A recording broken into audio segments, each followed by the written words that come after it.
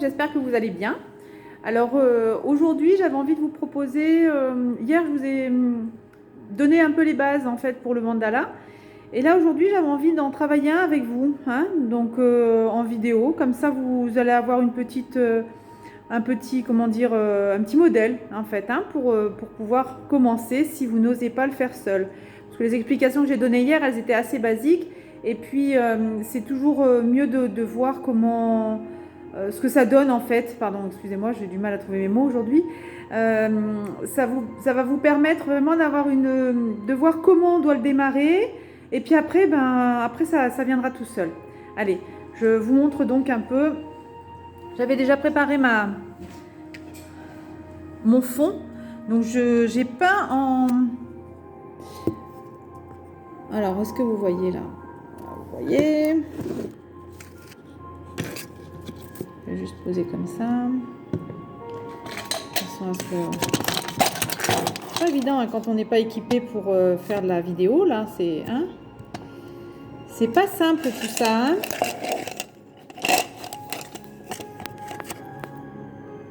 Voilà, allez, on est équipé, on est installé.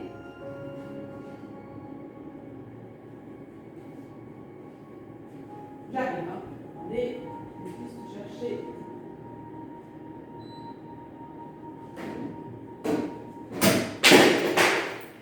Allez, j'ai tout fait tomber, c'est pas grave. On ramassera tout à l'heure. Allez, on y va. Donc j'ai préparé un petit carton entoilé que j'ai peint en violet. Voilà. J'ai également tracé donc mes traits. Là j'en ai fait assez. J'ai mon cercle qui lui est en... Je ne sais pas si vous voyez. Ah si, là voilà. Voilà, donc j'ai tracé mon cercle également. Ok. Allez, on va attaquer. Donc les couleurs que j'ai utilisées, je vais utiliser un violet, un crème et j'ai pris un vert. Voilà. Travailler avec ces trois couleurs là. Et un peu de blanc aussi. Donc mon centre. Le centre, j'avais envie de le commencer en vert. Donc je vais le commencer en vert.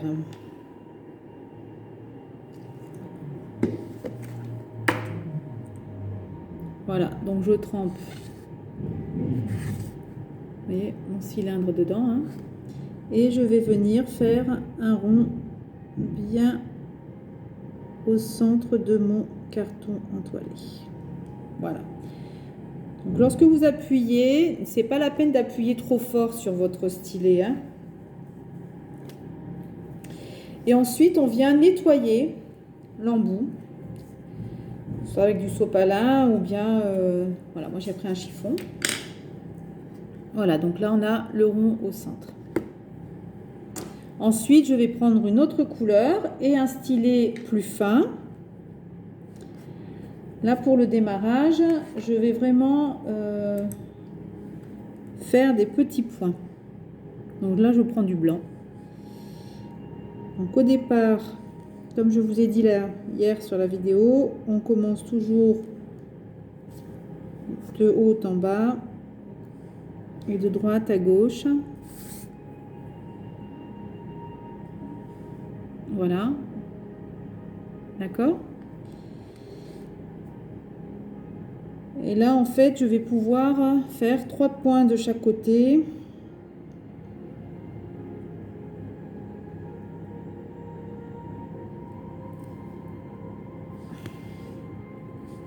Vous voyez, on travaille dans les portions. Donc pareil, on vient faire celui du centre, ici. Et après, on vient mettre les deux autres.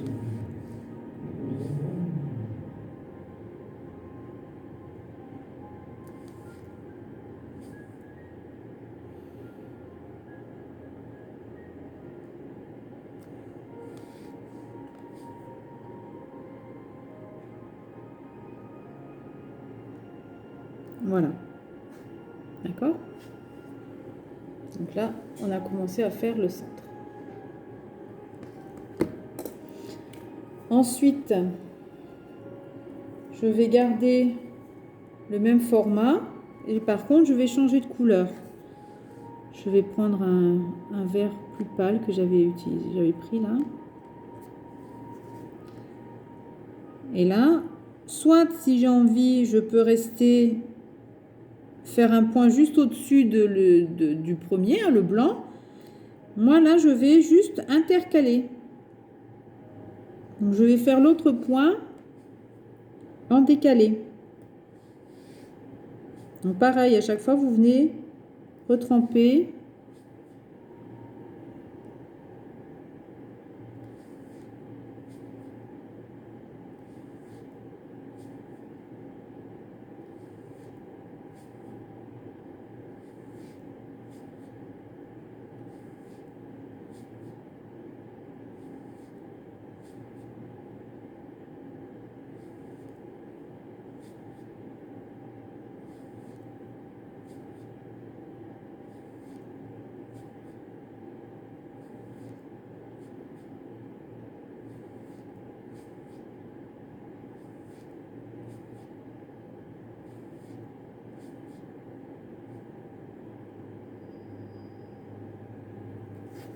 Voilà.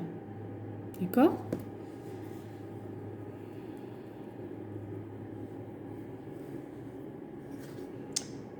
Et là, je vais encore aussi décaler d'un aussi.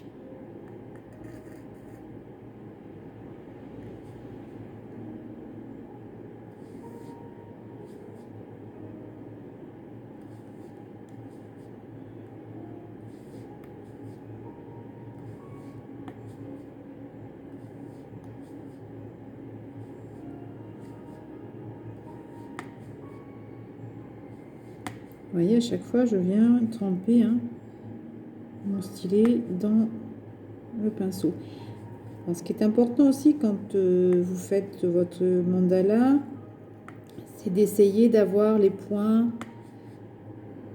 pas trop espacés. Hein, vous voyez, puisque on demande un centrage. Donc, on essaie de faire en sorte de... Vous voyez, je vais partir avec cette couleur-là. Ok.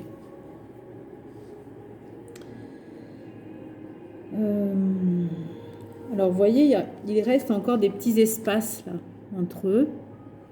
On pourra venir le remplir sur la fin si on a envie. En fait, on peut venir après remplir avec une pointe beaucoup plus fine les petits espaces.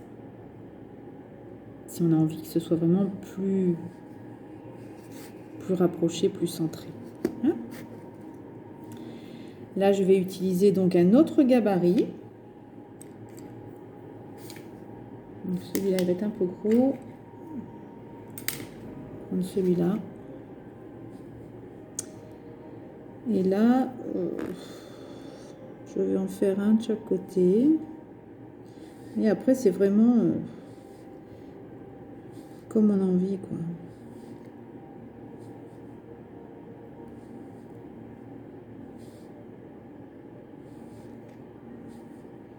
Vous voyez, là, du coup, les traits que les rayons que j'ai posés, ils me servent bien parce que du coup, je mets bien mon rond sur au milieu de ce trait. Hein?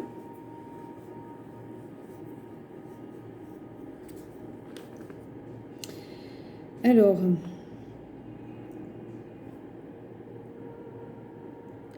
là, on va attaquer par on va faire des petits points tout autour du rond. Donc, avec une pointe très fine. Je prends vraiment le plus fin. Donc là, à ce moment-là, si vous n'avez pas cet outil, vous pouvez prendre le cure-dent. Et là, je vais reprendre un peu de blanc. Et je vais m'amuser à faire mes petits points. Là, j'ai envie de faire des points réguliers. Donc, je retrempe à chaque fois dans ma peinture. Et j'essaye d'être vraiment, de les faire assez rapprochés les uns des autres. Hein. On laisse un petit espace, mais léger.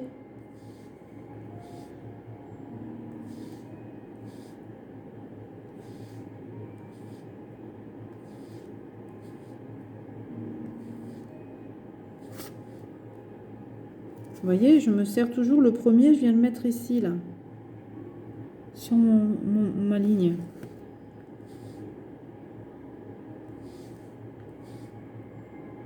Donc là, si je garde le même espacement, normalement, je fais le même nombre de points. Hein.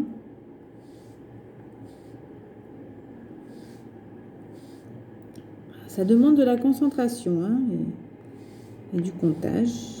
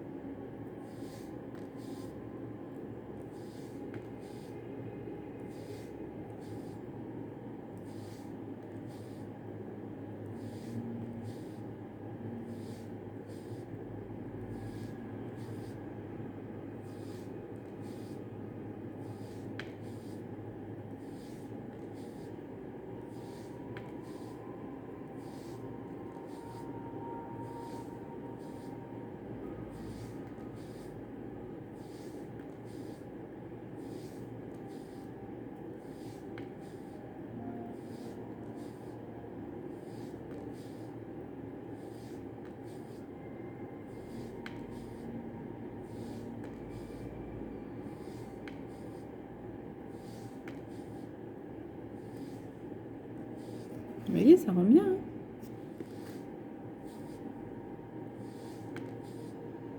Dans l'espace qu'il va y avoir entre les deux, là, je vais venir remettre un autre point. Et le fait de faire les petits points, ça me permet aussi de ne pas utiliser un gabarit trop grand. C'est pour ça l'importance de faire ces petits points avant.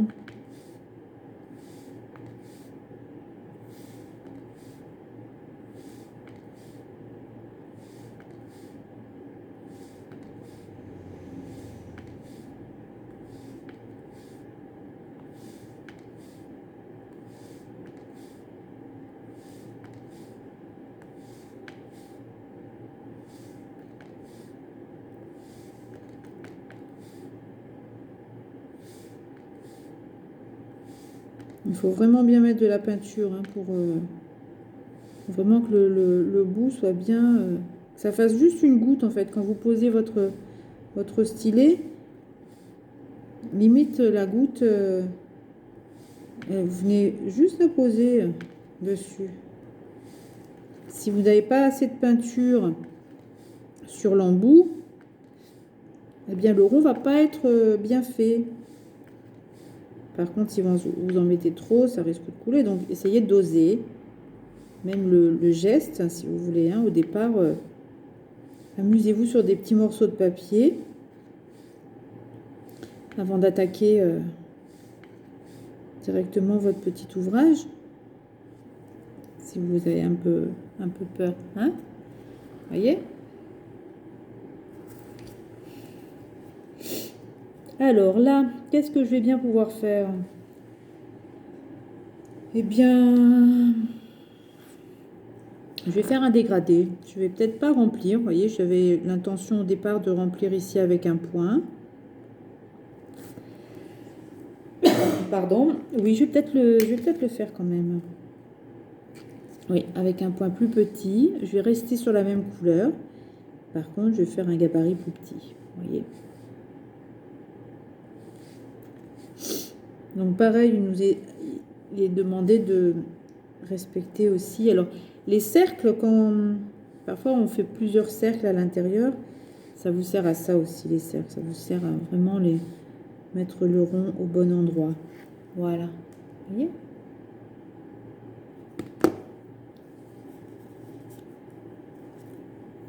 C'est vraiment après l'inspiration. On est vraiment...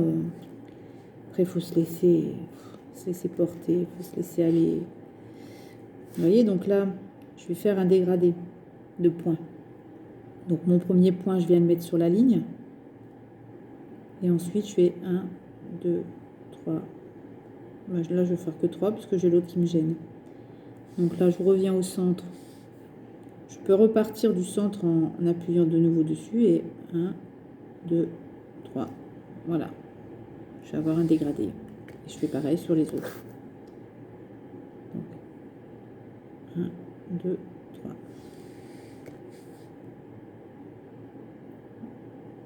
3. Voilà. Là, je vais en faire 3. Donc là, pareil, vous voyez, là, je viens me mettre vraiment sur la ligne pour le premier. Et après, 1, 2, 3. C'est là où intervient la symétrie. Vous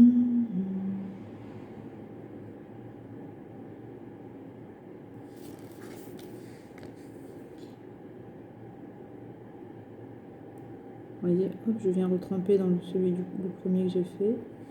Et après, je pose les autres.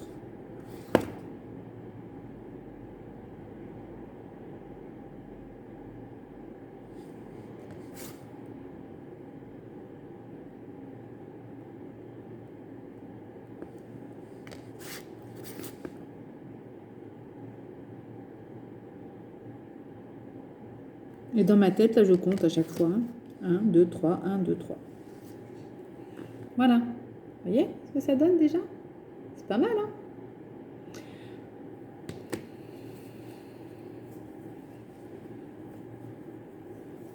Donc là, il faut que j'aille jusqu'au centre.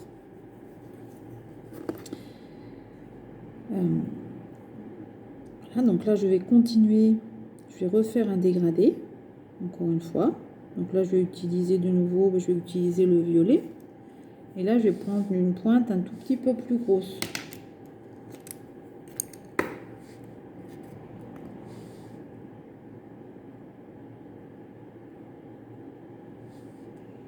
Et là, je peux faire 4 points. 1, 2, 3, 4.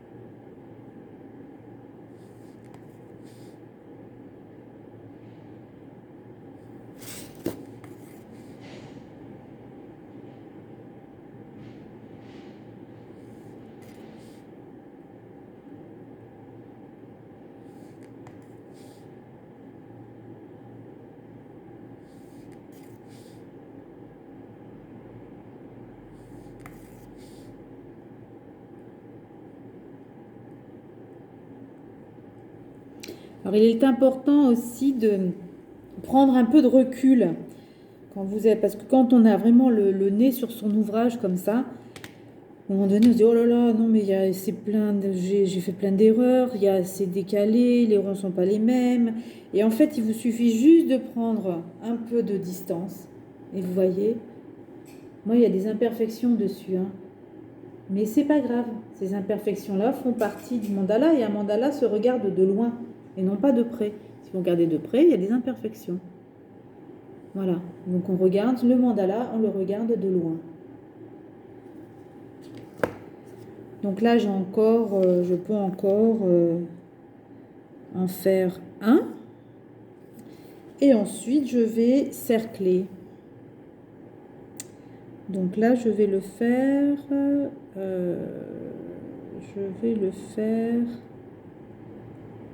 faire mon cerclage en blanc. Donc là, je vais le faire en vert. Je vais prendre le vert, celui-ci.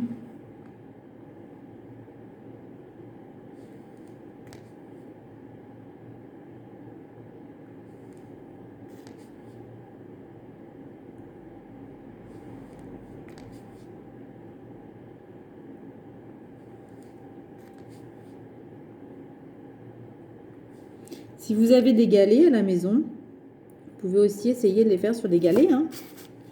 Ça rend super bien.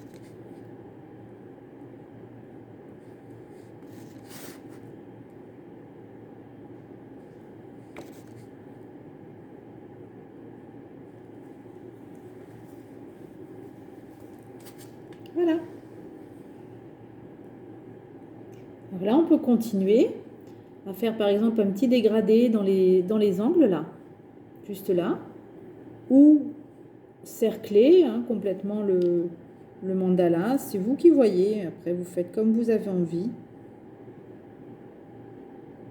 C'est vraiment vous qui décidez. Alors, ce qui est important aussi, une fois que c'est sec, le lendemain, vous pouvez venir remettre des points de couleur plus fins, bien sûr, sur les gros points là. Mettre du blanc. On reste toujours sur les mêmes couleurs que nous avons utilisées, mais on peut venir refaire un point par-dessus plus fin. Et vous allez voir, ça va vraiment le rendre encore plus vivant, en fait, votre mandala. Voilà. Écoutez, amusez-vous. Là, c'est un premier jet. Voilà, faites-vous plaisir. Et puis, j'attends bien sûr vos petits mandalas, afin de pouvoir faire votre interprétation sur les couleurs. Allez, je vous souhaite une belle journée. Voilà, amusez-vous bien, profitez, mettez de la joie dans votre vie, mettez de la joie dans la maison. Ça booste votre système immunitaire, tout ça, la joie. Donc, on y va. Allez, à bientôt.